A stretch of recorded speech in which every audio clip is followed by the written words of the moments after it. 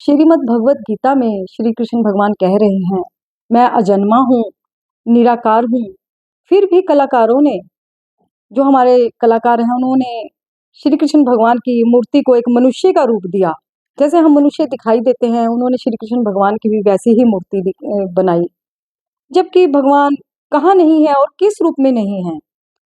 पर्वत के रूप में भी श्री कृष्ण भगवान की पूजा हुई है, जैसे कि गोवर्धन पर्वत। पशु पक्षियों के रूप में भी भगवान की पूजा होती है। पेड़ पौधों के रूप में भी भगवान की पूजा होती है और नदी नालों के रूप में भी भगवान की पूजा होती है। भगवान को मनुष्य के रूप में भी पूजा जाता है। भगवान का जो सही रूप है उसे कोई नहीं जान सका। उदाहरण के लिए, जैसे कुछ अंधों ने सोचा, हम हाथी को देखते हैं कि हाथी कैसा दिखाई देता है। एक अंधे ने के हाथी की पूंछ लगी और एक अंधे के हाथ हाथी की सूंड लगी, और कुछ अंधों ने पेट और कमर वाला हिस्सा पकड़ा। तो जिन अंधों के हाथ पूंछ लगी थी, वह कहने लगे हाथी का आकार तो रस्सी के जैसा है। जिन्होंने सूंड पकड़ी, वह कहने लगे कि हाथी का आकार तो सांप जैसा है। और जिन्होंने बीच का हिस्सा पकड़ा, वह कहने लगे हाथी तो दीवार जैसा है। उन्होंने अपने कल्पना के हिसाब से हाथी का आकार बताया, परंतु हाथी का आकार तो कुछ और ही था।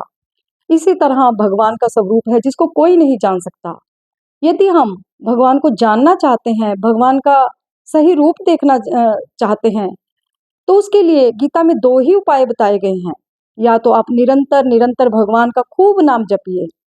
जब नाम जप से आपका हृदय शुद्ध हो जाएगा, तो भगवान की जो असली तस्वीर है आपके हृदय में प्रकट हो जाएगी। या फिर दूसरा तरीका मेडिटेशन है।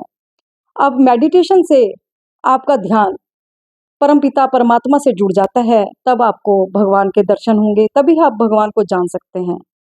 जब आप मेडिटेशन करते हैं, उस समय आपकी आत्मा बिल्कुल पवित्र हो जाती है, शुद्ध हो जाती है, और आप अपने मन में ये कहिए कि मैं एक परम पवित्र आत्मा हूँ और मेरा पिता परम पिता परमेश्वर है। फिर धीरे धीरे आपको भगवान के दर्शन होने लगेंगे। भगवान को जानने का, देखने के सिर्फ 2 ही उपाय हैं। या तो आप खूब भगवान का नाम सिमरन कीजिए, या फिर आप मेडिटेशन कीजिए। फिर आपको मेडिटेशन के द्वारा भगवान के दर्शन हो सकते हैं। जय जय श्री राधे।